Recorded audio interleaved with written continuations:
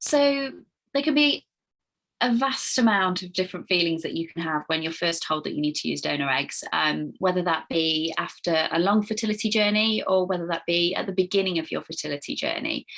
And I think if I come back to my own personal experience, my first initial reaction was denial. No, this isn't happening to me. I don't need to use somebody else's eggs. We're going to make it work. And then I shifted straight into action mode of what I could do with my own eggs.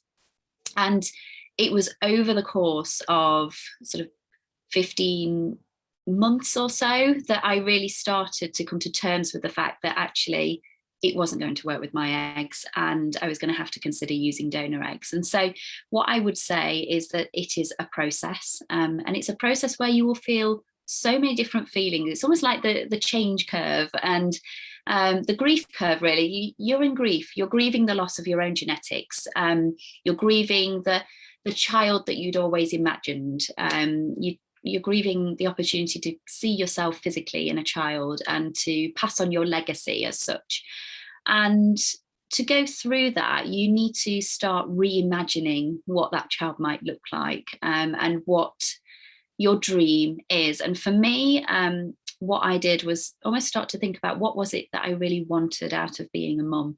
And that's when I started to redefine what it meant. And it was the day-to-day things. It was sort of building memories together. It was like I take my daughter to school now, and when I pick her up, it's one of the best moments of the day when she comes running to me.